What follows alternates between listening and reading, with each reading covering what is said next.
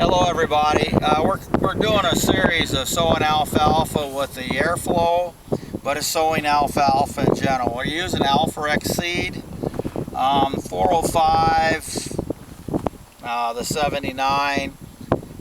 This seed has been with me for about 3 years. I wanted to get it used up, so the age doesn't. And the reason I'm doing this, we sowed this 5/11.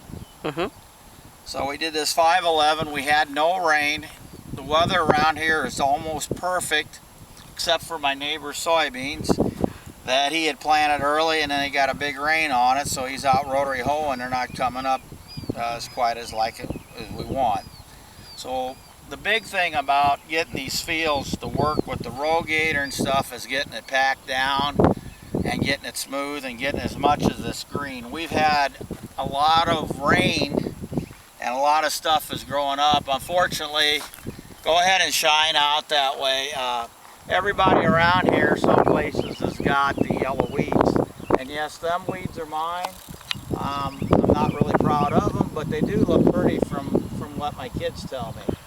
So anyhow, kind of just circling back over this way to the field itself, being on it.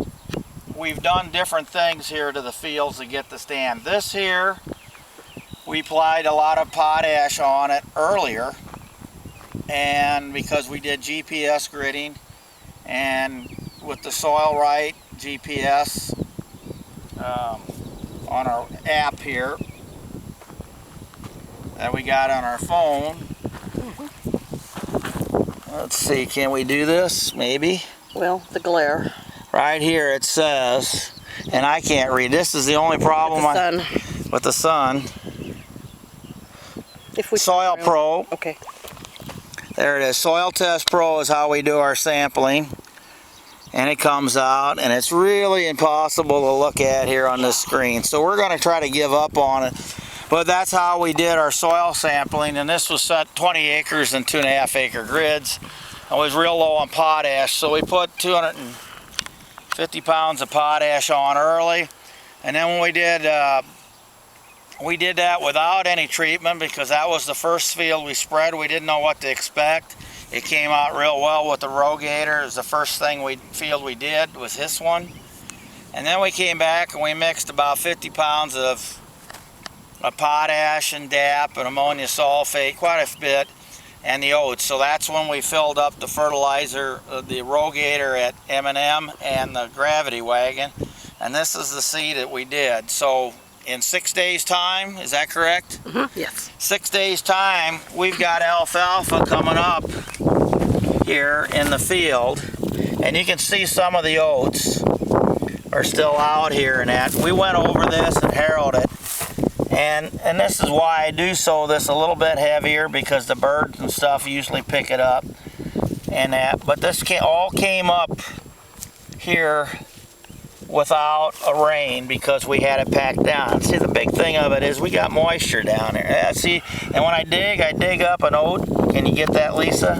Yes. And so there too, you know, when I dig, you can get up an oat. Now what would be nice, and they're predicting about 80% chance of rain for tonight or tomorrow morning. If we could get a ½ inch of rain, boy, we'd be set. If we get an inch slow rain, we'd still be nice and set.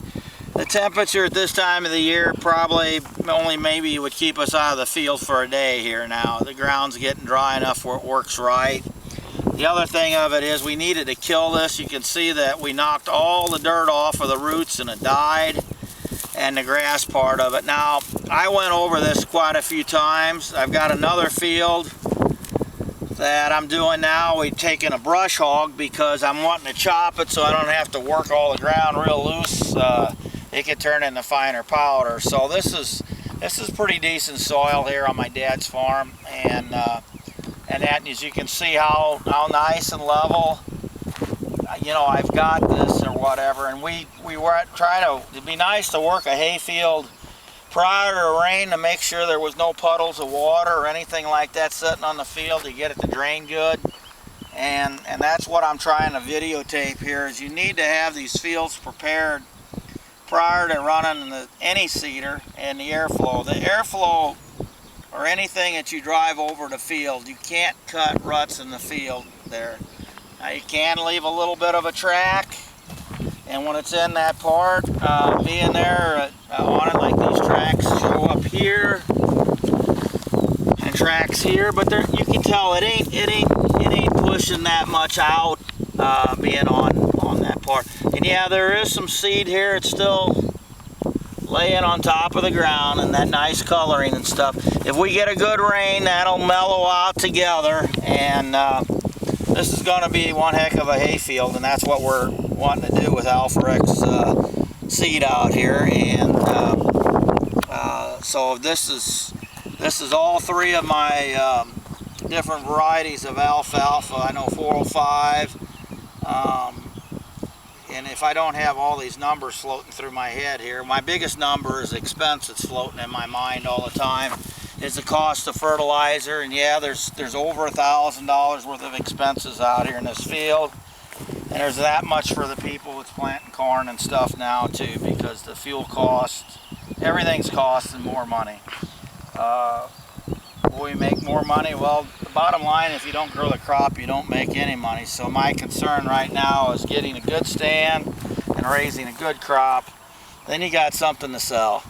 And that's the way a farmer needs to look at it.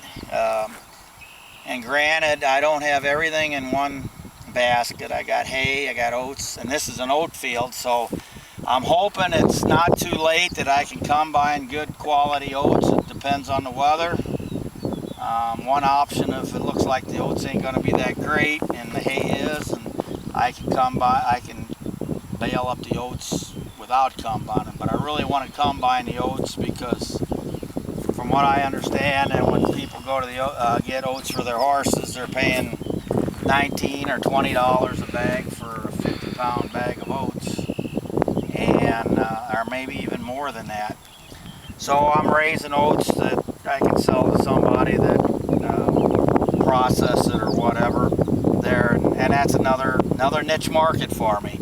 So that's my goal, game plan, is to combine that, scatter the chaff out, and as soon as I get done combining, or while I'm combining, I will cut the alfalfa that comes up in the stubble or in the crop of oats.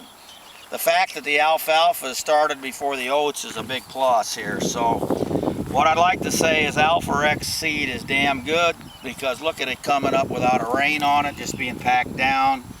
The humidity is bringing the moisture up. A good farmer should never let his ground turn into big clods and that. As soon as he tears it open, he needs to have his equipment out here and work it down right away to level it out, so you don't have them dead air spaces in the soil. And that's actually, this would be an ideal soybean field too right now.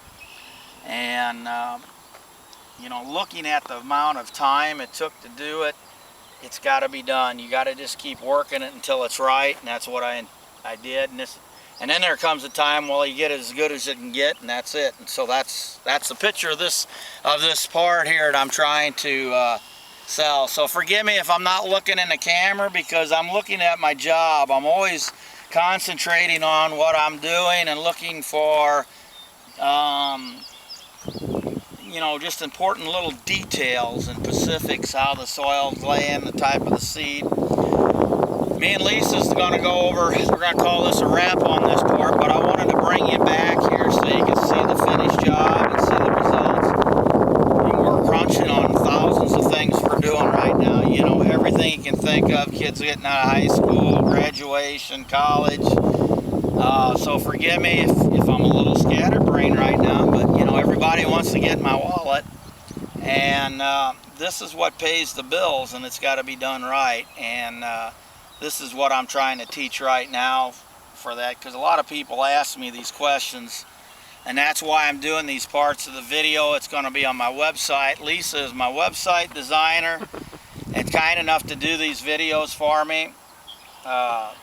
I am going to pay you for this. I'm just letting you know that. It ain't a free gift on it.